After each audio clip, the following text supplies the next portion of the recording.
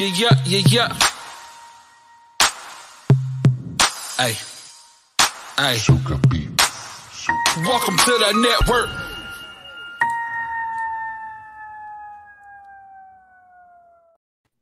What's poppin', squad? Y'all know what it is, man. It's your boy Blaze, 109th Wonder. Welcome to the Dope Bar. And you know what I'm saying? We got a very special guest in the building, man. We got the homie ACEY. What's going on, G?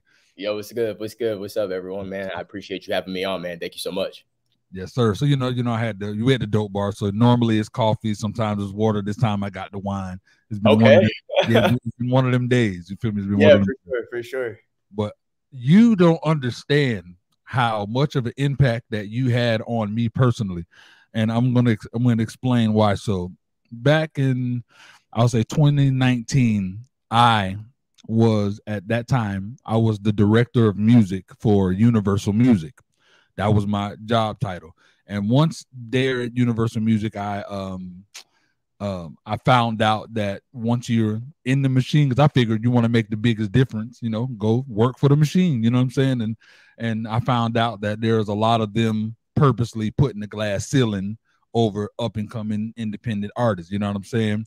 And believe it or not, you were you caused a big fight in the ring. So one of the things that almost led to my thank God I got to leave there without burning bridges. You know, I was diagnosed with lupus, and for medical reasons, I had to split the contract. But I would have been fired for this, and it's your fault.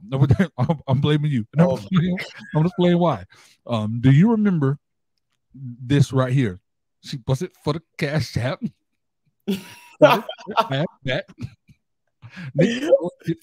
So yeah, when I first heard that song, the very first time I heard it was it was just the way that the universe just worked.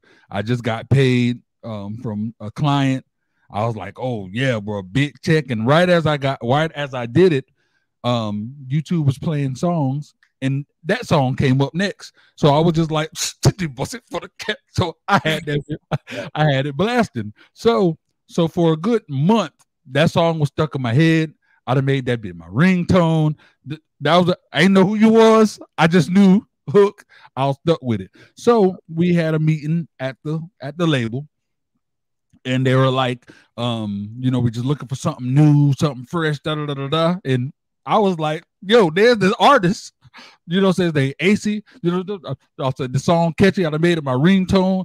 I've never seen no promotion or nothing. So we go look up the song, play it, and they're so on the wanting to keep, instead of because they brought me in to let me know we wanted to bring, new artists, things of that nature. That ain't the case. They want to keep the new artists down and the higher ups up. So we got into a heated argument. I'm like, so why y'all talk about this artist right here? It's fresh. The song Catchy, like that's what y'all want, right? But y'all want us to. So it turned into a big old thing, but it had to do with that song. It was that song that caused the ruckus, because we had a few people that was like, oh yeah, the song is great. The owner pissed off, no, trash, So it was just a big back and forth thing. So obviously time went by. We can move on with life, whatever. TC, I got this in the thing, the interview with ACEY. I'm like, ACEY, damn, that shit sound familiar. Didn't think nothing of it. I'm like, it kept bothering me. Let me go do my due diligence, because I always like to do my due diligence before I get into an interview. And I saw ACEY Cash App. I was like, I can't wait to interview this dude.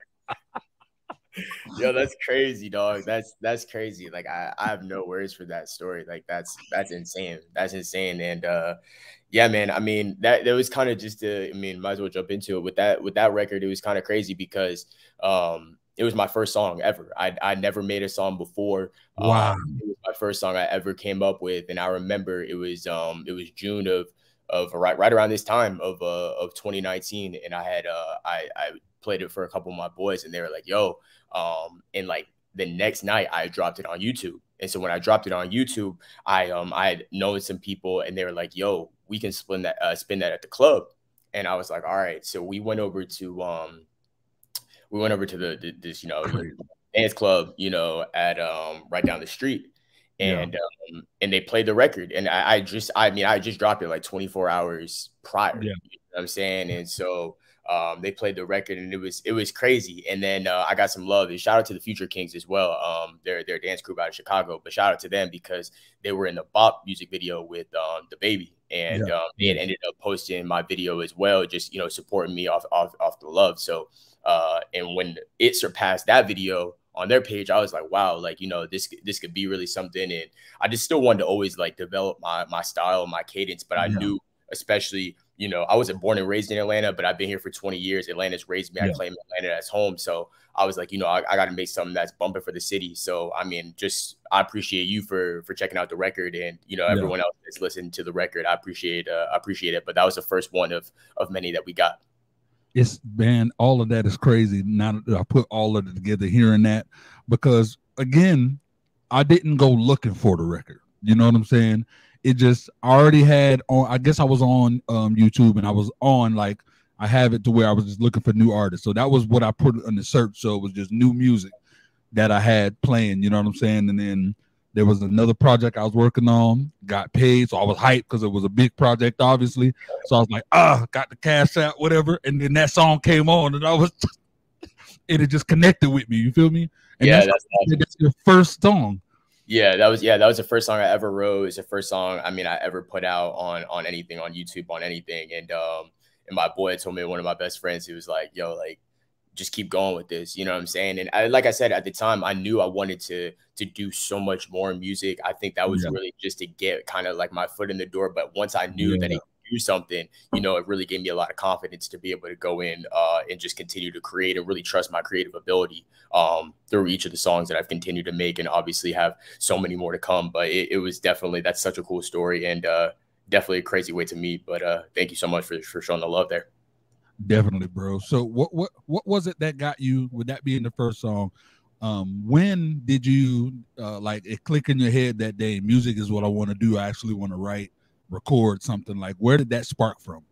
Yeah, I mean, I think it was really early on. I grew up in GCO is what we call it in here in Atlanta and North Georgia area. And so just growing up, I grew up with great parents, great parents that always supported me, that always just continued to inspire me. I originally went to college and went to get my degree, and went to school on a full-ride golf scholarship. So really athlete at heart, but music came into the picture really early on. I'd say 6 or 7 years old. First time I saw Michael Jackson. I always knew that I wanted to be an entertainer. I always knew that God had given me the talents, gifts, and abilities to do it. But there were some other things that I wanted to check off the box in terms of my list and personal careers that I had, and personal goal, for my career that I had. And music fell into the part right as, everything was kind of shifting, I'd say, per se, from the industry that I was in, which I used to be in the sports industry and getting to work for the Atlanta Falcons, the Atlanta Hawks, and things like that. So I always knew music was something that I wanted to do from a very young age, wanted to impact people, but I had personal goals that I wanted to achieve before I got into this. Bro, that's amazing, bro. And it's amazing the about a bunch of tie-in between us. My actual name is Blaze Hunter, so that's like my God-given born birth name. My mom wanted to name me Michael Jackson because she was obsessed. Like, she was the type that see his silhouette move and she faint. She was one of them. So God rest my grandmother's soul. She was like, "No, you're not naming that boy Michael Jackson." I almost had his name. So listen, and then you would have just had the moves and it would have been over with. You know what I'm saying? I would have been looking at you on the screen. So that's crazy. So no, man, 100%. Yeah, but that's really dope, and I love that. That sports is a big part, because at the end of the day, I always try to tell people that when it comes to this music game, you have to, like, people get it twisted that they just focus on the music, but really you're selling yourself as the brand.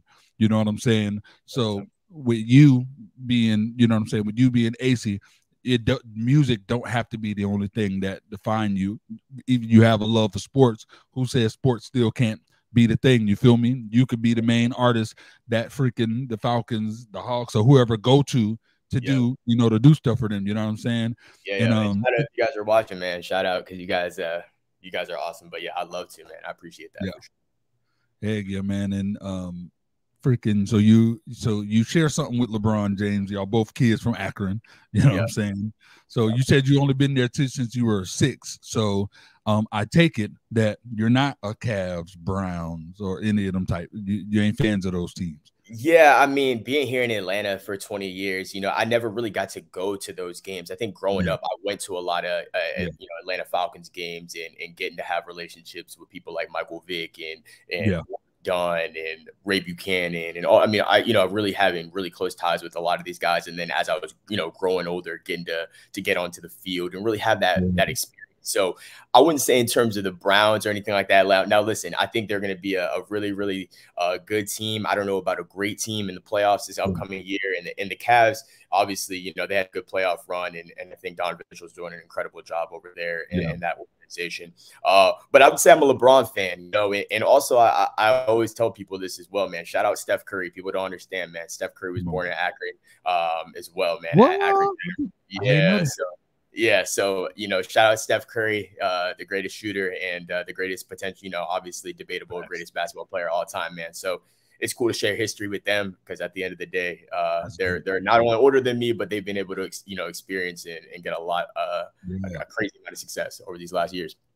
Bro, that's freaking dope. Man, yeah. I'm already, loving and digging the story, bro. So now, so you started 2019. You're here now. What do you think, in your opinion, is the biggest part of the growth of your music? I mean, it's a ton of things, man. I think, I'm still in the younger generation, but I'm someone who's been patient, with this journey. I really had a goal in mind to be able to create music that's going to far exceed my life, and where I'm going to be, at the end of the day. I always tell people and people close to me, your voice is the greatest thing that you have. Right. And for me to go back and listen to guys like groups like 112 or Michael Jackson or Prince or people that have passed on, and have made an incredible legacy and mark on music. That's what I really want to do. I know the music game right now in the industry, there's a lot going on with the industry right now. But what I do know is that, great talent with hard work and perseverance is going to always shine. And I'm very, very confident in that. I think back, kind of when I first started this, it's like, I wanted to make something, with the talents. Like I always tell people, man, none of the talents or gifts or abilities are mine. They're all God-given. I don't take any of them for granted. And I don't, I put the work in, but that's what he requires of us. And so with that being said, it's being able to have like that, kind of like I was saying a little bit earlier in terms of where I was with Cash App. I wanted to make something that was catchy and that would grab your attention, which, it's crazy story how it was able to do that with you. And then from there, okay, this type of scene that I was in when I was in that with that type of song, you're in a type of scene, right? And I think we all know, that type of lifestyle. For me, I mean, I can live it. I used to live it. We'll kind of get into it a little bit later on. But I wanted to really make music that was going to stick. I wanted to have really great lyrics. I wanted to be a lyricist, but also have that catchy side. I think kind of Drake talked about it a little bit earlier on his career. What Wayne helped him do was really, because obviously he can rap and he has great bars, incredible, but also grabbing that catchiness effect to it as well, and having that, which I had, right? So that portion of it, I was able to create these catchy songs. She rocking that new Chanel or Cash App or Last Lap or Seven or any of these other songs, We Outside. So then it was really taking what I had there and building brick by brick in terms of how to build the lyrics behind it. What was the story going to be behind it? Can I challenge myself a little bit more? And I'm really proud of myself. I think a lot of people, they don't tell themselves that enough. I'm really proud of where I've come. I'm proud of the growth that I've been able to grow. I have a long way to go. But I want to be one of the greatest to ever do this, whether that's writing music, performing, and entertainment. And there's been so many greats that have come before me, but I want to be someone that is a legacy impactor throughout this next generation. Yeah, bro. You just said something that was very special that lets me know that you will be one of those people that are the greats, because this is something that greats say even when they're at a point to where it's like, how you're already at the top, how far can you go? LeBron, Will Smith, they all have said at some point within the last year, man, I still got a long way to go. It's like, wait, what you talk about, you got a long way to go, but Right. that's what it is. You never settle.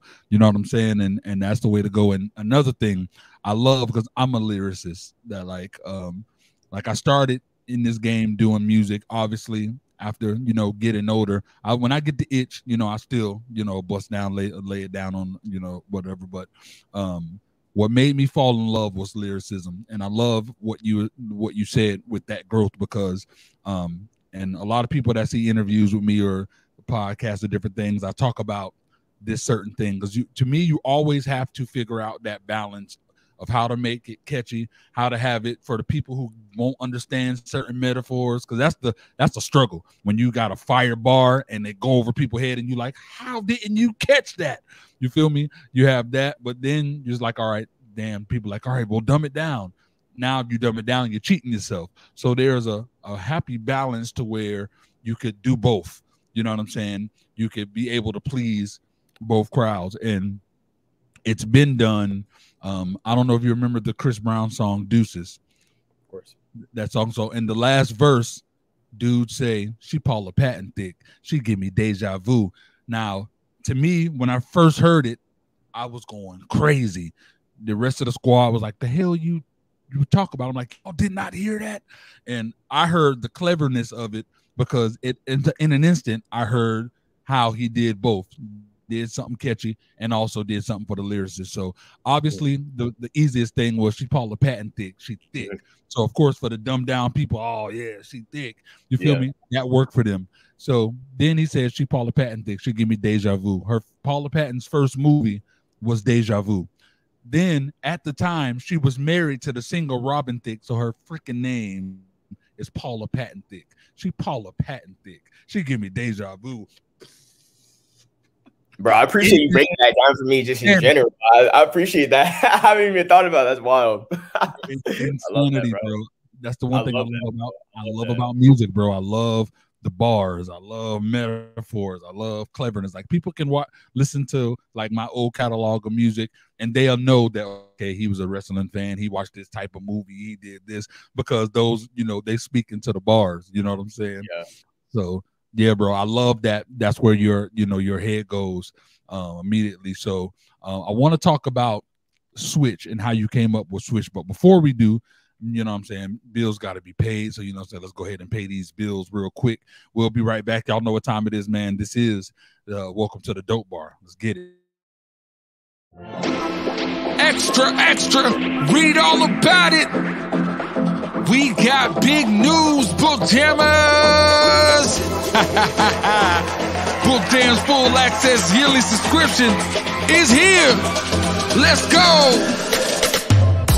For only $19.99 a year, Book Jammers can have full access to all Book Jamz ebooks. It's simple. Subscribe for $19.99. Get the special password. Enter password on the subscription page and enjoy all ebooks all year long.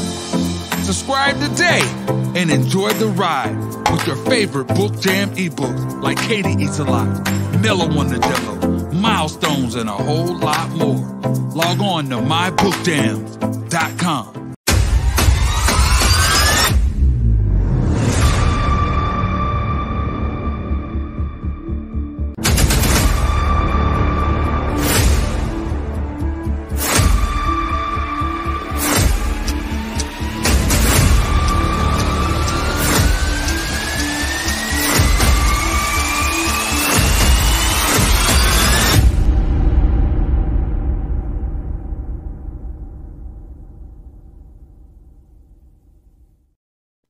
Yo, we are back, man. Welcome back to the Dope Bar. This is your boy Blaze Hunter. We got ACEY with us right now. So yeah, I want to know Switch. Let's talk about Switch, how you came up with Switch, and give us some insight. Yeah, man. So with that song, it was pretty cool. I think I wrote that probably about 4 months ago, maybe 3 or 4 months ago. Originally it was honestly crazy because with that song I had heard the beat, and shout out to my producer, man. Just incredible connection that we have there. But I was listening, just listening through a pack, and I'd originally heard the beat and it was like an ad lib, and I was like, switch. And so when I did that, I was like, okay, cool. I'm gonna use this for ad lib. Like, all right, like that's fine. Just like keep it pushing. And as I just continued to write around it, it almost became like something that I just wrote around, right? And kind of going back to like, once again, like with Cash App in 2019, I was like, all right, well, you know, everyone's talking about Cash App, it's busting, blah, blah, blah, blah, blah. She busted for the Cash App, boom, right? Yeah. With Switch, it was like one of those things where it just hit me. And like I said, it was an ad lib. It was really supposed to be an ad lib. And I was like, well, why don't I just create the whole song around this?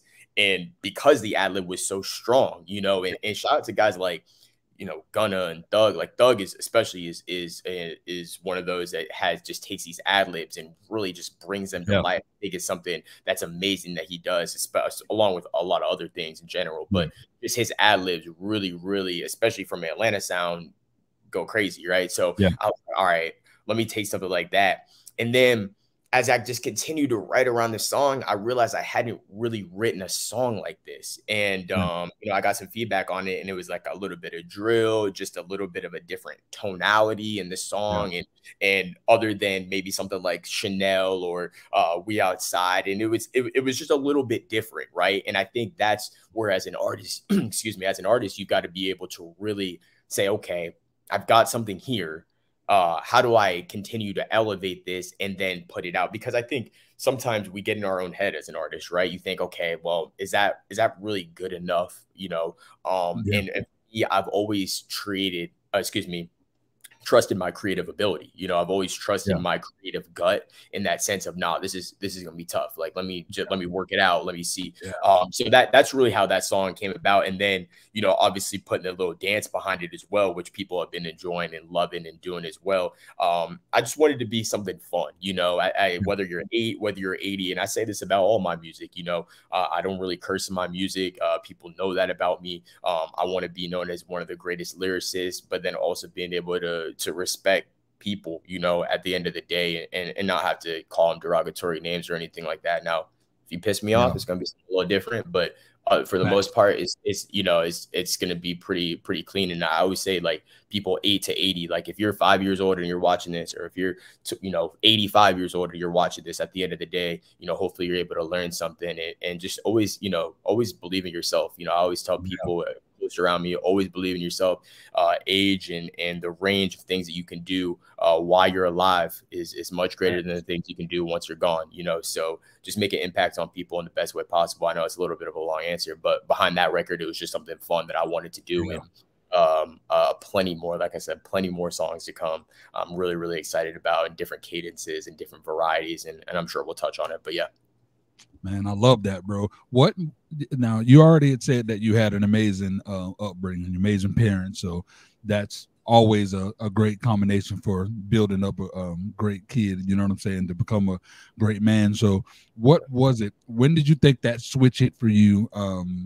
For when you were able to switch the mindset to want to leave an impact? Because a lot of people just want to have fun, make this money. You know what I'm saying?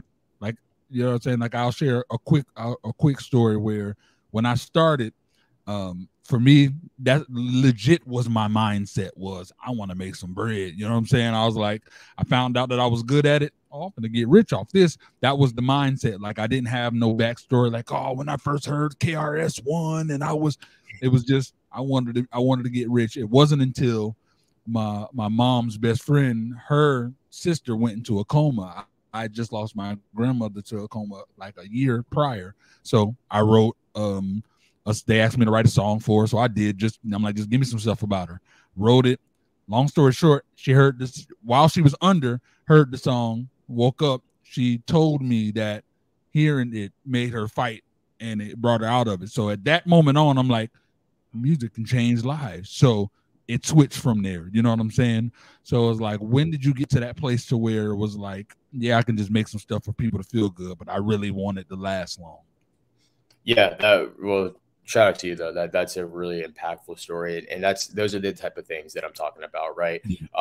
You know, for me, I've never done things for money, for monetary. And I know that sounds crazy. Like, oh no, this guy's lying. You know, it's like, for me, like, I've always wanted to make an impact and blaze my trail. I grew up as an only child.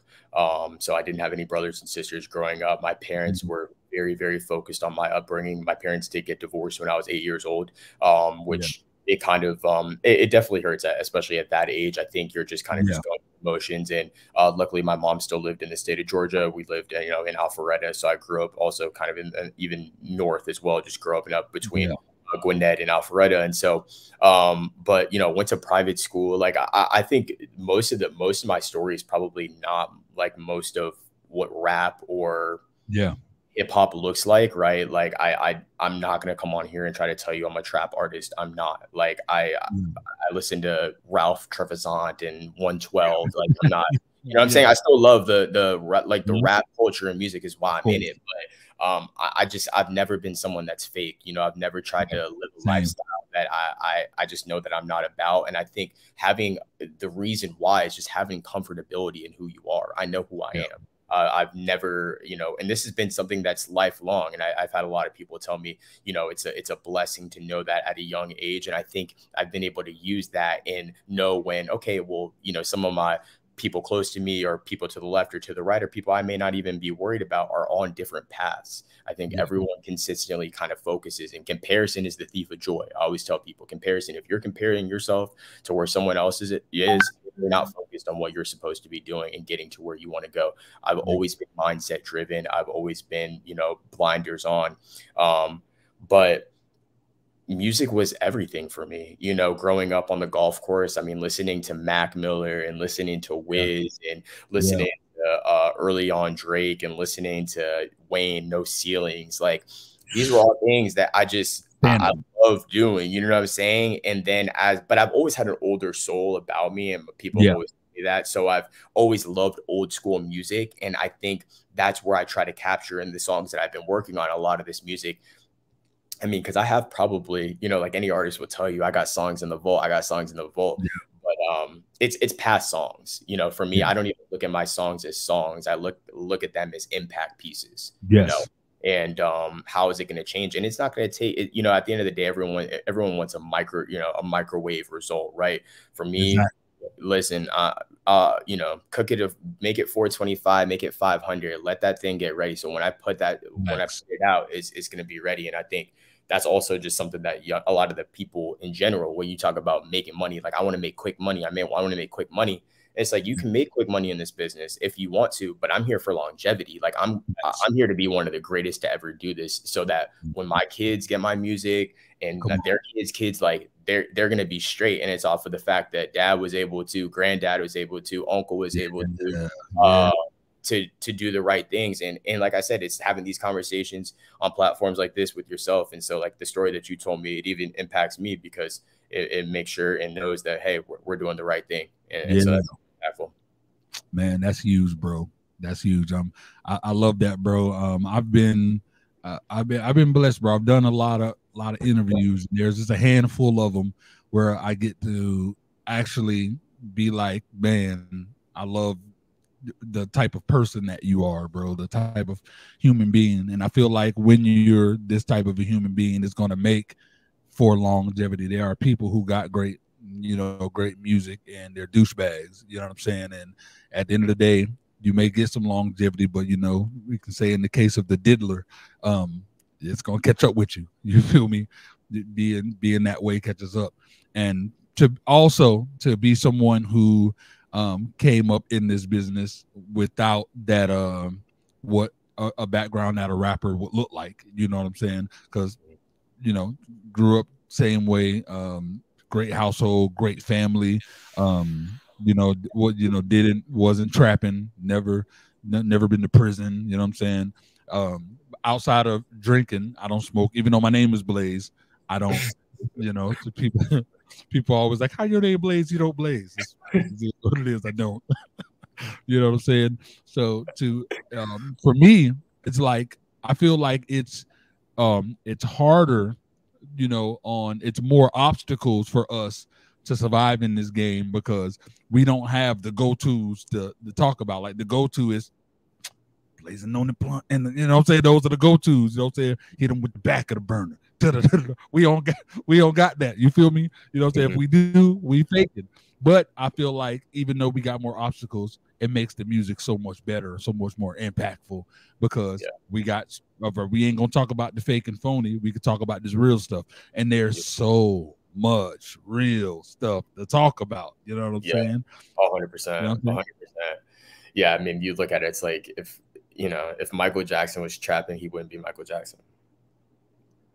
You know what I'm saying? If Prince was trapping, he wouldn't be Prince. Like, I think like that, like, it's just one of those things, man, where like if you really want to be great, you really got to separate yourself. And I've had great people in my life. You know, I'm not sitting here off the backs of the work that I've done. You know what I'm saying? Yes, I put in the work, but I have a great mom, I have a great dad, I have great mentors and people in this industry that have been in this industry for 20, 30 years that know how to handle these things.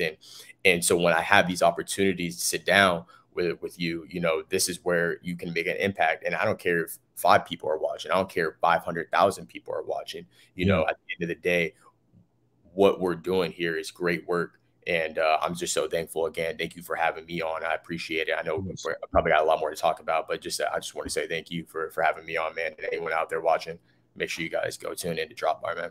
Sure. Man, I love that, bro. And we need more. We need more like you, bro. Because the state of the world is crazy. You feel me? The state of the world is crazy. Like one of the advertisements that played just a little before, you know, was Book Jamz. I was blessed to be able to work with my mom, create like a children ebook, you know, company or whatever. And just this morning, believe it or not, I woke up and I saw that, you know, that YouTube was on. It was already on, and I saw Gracie Corner's Roll, Roll, Roll Your Boat remix featuring Big Frida. And I was just like, no, this is a meme. And I click on it, and it's, you know, Gracie with Big Frida. Now, I always like to make sure that this is I say this for everybody. You know what I'm saying? I have no issue with the LGBTQ community or any of that. You feel me? I'm not. So I'm letting y'all know that now. So this ain't a shot at y'all. All I'm saying is, kids got to be left pure. You feel me? And I feel like I got a lot of nieces and nephews. Gracie's Corner is the most popular kid entertainment, you know, that's out there right now. And Big Frida is, drag queen or whatever, you know, pronoun, whatever he go by, but that's what he is. Twerking, dancing, that's what they're for. When there's a collaboration, the purpose of a collaboration is to, if I collab with you, the purpose of it is for you to be my audience to know who you are, vice versa. You feel me? So right now, with that Gracie's Corner thing, it's, you know, Big Frida, that, you know, the Gracie's Corner kid crowd being introduced to Big Frida. You feel me? I feel like that's an attack on the kids. Kids shouldn't be forced with that, you know, those type of decisions. So with all of that said, what is your take on you know, the current, you know, place of what the world is as far as entertainment and all of this, and how do you, and what do you feel like? Do you feel like it is your like your duty to do something about it, or is like, is your, you know, it ain't out of sight, out of mind type of thing?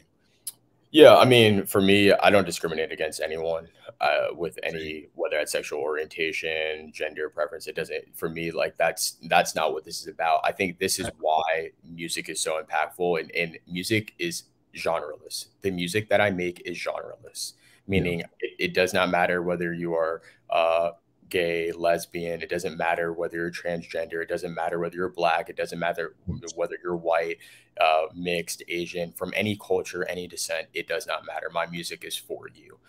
So what I would say to that in regards is I don't ever make it my due diligence. Everyone has their own heart and their own mind, and have gone through things themselves that I have no idea about, and nothing to really involve myself with in terms of the decisions that they decide to make.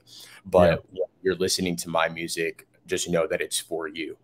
And that's what I would say in regards to that, because, you know, for me, I'm not tearing anyone down. I'm not derogatory to any specific race or gender, or like I said, or sexual orientation or anything like that. Everyone is entitled to whatever they want to do. I'm not in control of that. You know, the creator is, and at the end of the day, that's not up for me to decide, but I just want to impact you as much as possible with, I don't care how old, who you are, what race, what color. But it's not necessarily my responsibility now. Yeah. Yeah, man. You're wise beyond your years, bro. You know what I'm saying? You are. And that's going to be such the greatest tool, not only in this business, but in life. You know what I'm saying? And the gem that I would love to drop on you, that I know that you'll take far, is and I don't even know, because you may already see yourself in this mindset. So let me ask that question first. So there's two different mindsets when it comes to people that are doing music that aren't considered like top charters. You know what I'm saying? They're, people that consider themselves up and coming artists, you know what I mean? Or you're just independent. And the difference is, because a lot of times people like to put them together. An up and coming artist is someone who you were before Cash App dropped. You were, I want to put something out. I want to do it. I want to release it. I want to see what happens. You're at a place now, it's been 5 years. You have things out. There's articles about you. You're doing interviews. You're no longer an upcoming artist. You feel me? You're an independent artist. You're an artist that is already doing it. If you used Drake earlier, if Drake want to put out music, it's going to be on Spotify, Apple Music, wherever you put out music, where it's going to be Spotify, Apple Music. You know what I'm saying? It's all there. You feel me? So where do you see yourself at? Yeah, I think that's a great question. I would say in some ways it's a mixture of both, and the reason is this, right? Up and coming, yes, to your point, but in a sense of, am I world renowned and known? No, not at this point. So I think in some ways, we're all up and coming artists. I would even say it in the sense of, yes, your name is established, but if you're continuing to create with that creative palette, you have an ability of not necessarily being an up and coming artist, but challenging that creativity you were when you were an upcoming artist. So I would say I'm honestly, to be completely honest, in the middle of both of them, because of the fact that I'm at a place where obviously there's 5 years has gone by. There's, and shout out to my team with Eyes Swim with Sharks and EQ and my whole team. So they've just done an incredible job. So I do want to shout them out and thank you for that. And just getting to have these type of interviews with yourself, whether that's, This Is 50, DJ Thorough, all these different things. So you're right in the sense of, I'm not an up and coming artist, meaning I'm just putting out music, but I am in the sense, in that mixture of an independent artist that is still up and coming. And I never want to label myself as I've already made it, or, and once I get to the quote unquote made it where I am more well-known or more talked about or more scrutinized, I'm able to handle it. And the reason being is because I've always had this mindset of I'm still never there. Right. I'm never going to be. And I think, I love golf. Right. I went to school on a 4i golf scholarship. I played golf. That's what I do when I'm not playing music. I'm on the golf course. I played yesterday. I'm playing consistently. Right. And I think that is the greatest test of life. Right. You could be playing well, hitting it in the fairway, and then the next hole you're hitting it in the rough or you're hitting it in the trees. How do you get yourself out of those situations? So I would say throughout this 5-year journey, there's been ups and downs. Right. There's been times where I've been creatively on a roll. There's been times that I haven't been creatively doing much of anything but listening. Right. And there's times where I'm listening to a lot of music and trying to cultivate and get sounds from different artists that I may like, or figuring out kind of what is the new trend. And there may be other times where, I'm full out, right? I'm writing song after song after song after song, and everything is just flowing. And I think I've gotten comfortable with who I am in my artistry to know, okay, Austin, like this is where I'm looking at where I'm at. Like, hey, all right, you can do this for a little bit of time and take your break and then come back to it. I think that's what really makes great music. I think a lot of people would say, okay, how many songs can I get in? They'll hear, okay, Future made 5 songs in that night. Well, that's Future's process. I'm not Future. So at the end of the day, I'm not trying to go in and make 5 songs a night. If I get 15 bars or 16 bars that I absolutely love and call it a night, and I come back fresh and I'm ready to go in the morning, I have had so much more success writing songs that way. And I would say, like, I think a lot of people in terms of this, like the songwriting perspective, I think a lot of people, I want people to respect my pen. Like Yeah. I want to be a great songwriter. I'm not there yet because I'm not great yet, right? I'm good, but I'm not great, right? And so when you look at the Quincy Joneses, like those are the type of the Pharrells, the JDs, all these people that have been super influential in my life. They're making great music. I'm not making great music, but my pen still has a lot more work to go. And even if I get to the level that they're on, I still have more to go. And that's what keeps them great, right? They're never stopping. That's what keeps them consistent and keeps them great. So I think it, just to answer your question in the long haul of things, I think I'm right in the middle. I think I really truly am of everything. And I love where I'm at right now. I'm loving the process because I know that eventually it's going to take off, and getting to, you know, reflect on these moments and conversations that I've had with you are going to be really impactful through the journey. Bro, again, you've done it multiple times in this conversation to where you just show that you're going to be so, and I promise you, I'm not a gas up, you know, the booster, ego booster type of thing. This is just real facts, bro, that because it's just, the proof is in the pudding. Like that mindset alone, bro, just to always to be enjoying the journey. There are people who are so miserable because they can't enjoy the journey. Is all right. The goal is to be, I want to be Jay-Z. And when they're not there yet, they're frustrated, waste of time, this thing not working right. But when you're in that and enjoying the journey, you know what I'm saying? Because it's all a part of it. You know, it's great. You feel me? And man, I truly love hearing that, bro. And that was a great answer because it opened my eyes to just when I speak about that. Because when I speak to people, and I speak to younger artists a lot, and there are people, you know, in the certain, you just explained that in such a great context, because I didn't explore that context there, which was why I'm so blessed for this interview. Because to me, it's either or. It's like when you're feeling like you're an up and comer, you're kind of putting yourself in somewhat of a box, selling yourself short.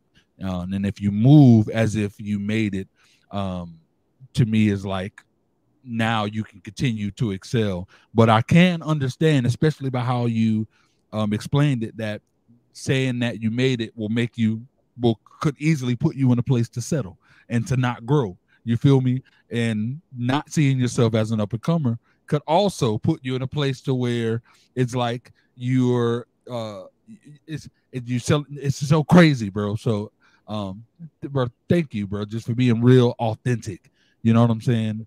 Sure. Like, highly appreciated, bro. And golf is crazy. So I think this would be the last bit of the interview. I definitely want to talk about how did you get into golf? Like, what was it about whatever it was that inspired you to get on that golf course and it become a love that you love?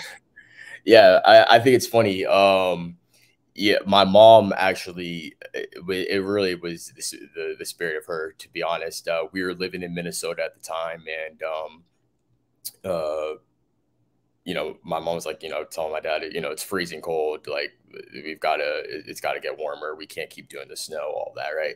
And so she had seen Tiger Woods was playing at this course and in Atlanta, and so she had seen him, and at the time it was called the Bell South Classic, and she had seen the championship, and he had ended up winning the tournament. And then, you know, and that's where I get a lot of my drive, my drive, and just kind of really stick to it and mentality comes from my mom. My dad is more of the kind of business minded, and like I said, so shout out to both of them for really, you know, giving me an opportunity to learn from both of them. But once my mom sees something that she wants, she's gonna go get it, and she's always done that, always been very, very diligent upon doing that. And she said, you know, this is where I want to be. And you know, less than 12 months later, we're on that neighborhood and in that course. And that was a course, like I said, Tiger Woods won, and I think it was I believe it was 2001, and correct me if I'm wrong on that, but yeah. And so I went out and played. In terms of the game, I actually didn't start till I was 12, and I started just shortly after my parents had gotten divorced. And so we'd gone out, my dad and I had gone out with a couple of his friends, and you're 12 years old, right? You're just enjoying the game. I remember us being on the 5th hole. Probably it was a par 5, probably, excuse me, a par 4, probably about 325 yards. And everyone loves to hit the driver. Everyone knows that the driver is the big club. Everyone hits it. You know, as soon as when you go to Top Golf or when you go out to play with your friends, everyone's trying to hit it far, right? Kind of similar to this music thing, right? I want to make money fast. How do I hit it far, fast, right? Don't work on short game. They want to hit it far. They want to hit it fast, right? So at the time, you know, where I'm playing with this US Kids golf set that I had, you know, and golf is an expensive sport, just like music. I'd say music is an expensive sport. It's an expensive hobby, however you want to call it, right? So that was nothing new to me. It was, so I knew I was going to put in the work, but I remember teeing off, and my dad had teed off, his friend had teed off, and it was my turn, you know, so I move up the tees, kind of like near the kids' tees. It was probably playing 300 yards, and I take my drive back and I hit it. And when I hit it, the ball goes flying. But not only does the ball go flying, my club face of the actual driver head flies 150 yards.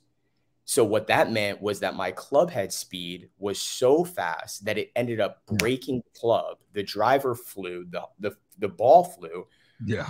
And I said, I'm Superman. I'm doing this.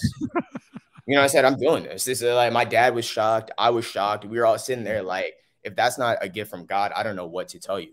So I just continued to perfect my game. I mean, when you have something like that happen, it's like it's like you're Barry Bonds, and the first time you're playing, you get up there and get a home run in the major league. It's like you had a happy Gilmore moment. Yeah, you know what I'm saying? So like I was like, you know, and that's there was always that balance. And so I knew, you know, everyone, I thought, you know, growing up, you know, that I was going to go play professional golf. You know, I had the opportunity of doing it. I had great college coaches. I had great coaches, individual that would work with me in my swing. And I never wanted that. I wanted music. You know, when I was listening, when I was growing up on the range, playing golf every single day, you know, all throughout the summer, when I was bumping Wiz, or when I was bumping No Ceilings, or bumping Taylor Alderdice, or any like Mac, you know, Best Day Ever, all that stuff, I always wanted to be them. I was sitting on the golf course, like it was fun because I knew I had a dream to go play in college, but that was it. I wanted to be them. I wanted to come back and get off the golf course and come back and make music.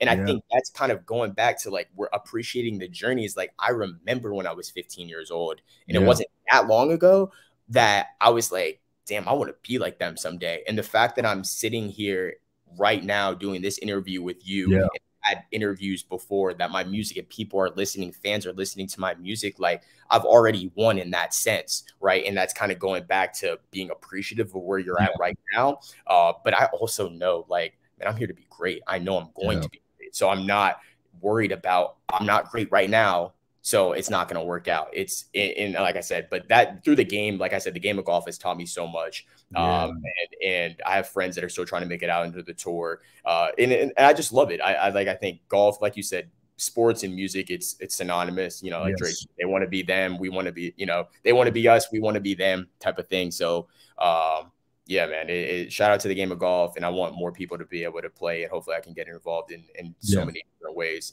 helping people play, no matter the age range or demographic, man. So, yeah, we definitely got to speak and be in contact after this, because it's insane.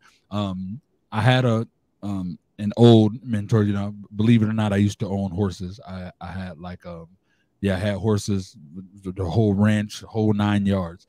So, but one of the things, the guy that was mentoring me, and when I was a part of that equestrian world, he loved playing golf, and he was trying to. He wasn't the best teacher in the world, but he was like, you know, when you can hit the ball, you know, he was trying to teach me something about concentration, and was saying you can hit this penny. I'm not gonna let you hit a ball until you can hit the penny off of the tee. And I was just like, well, he's like, you just gotta focus and concentrate. And when I tell you I hit that freaking penny, bro. Yeah, let's go.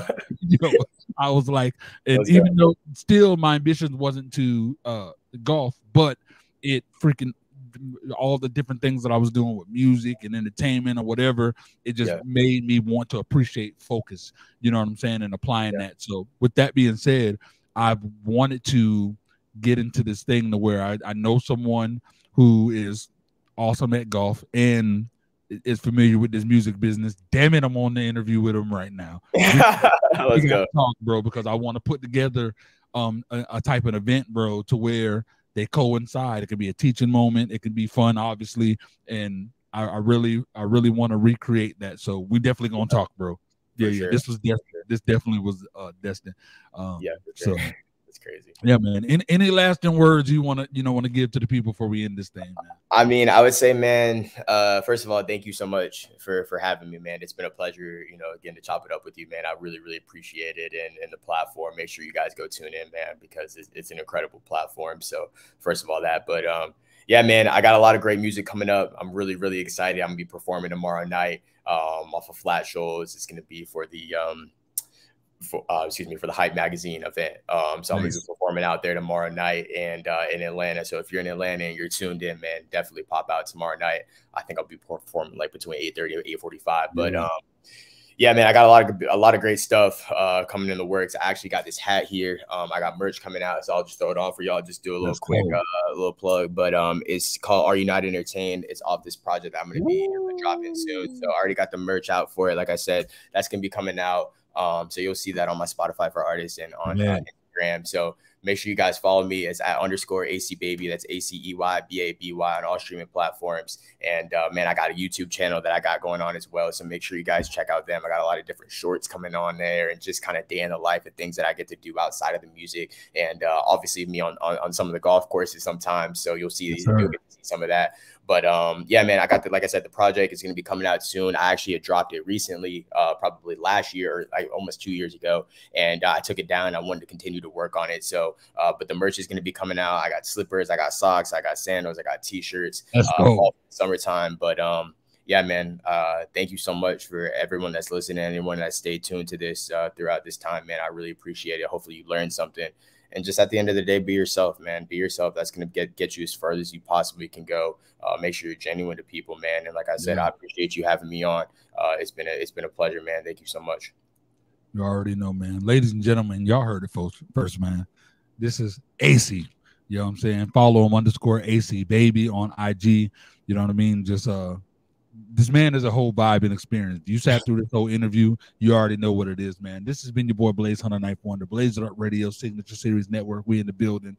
We appreciate y'all for coming and joining us at the Dope Bar. We up out this beast, man. We love y'all. Baby. Yes, sir. And we out this beast. Yeah. Hey. Welcome to the network.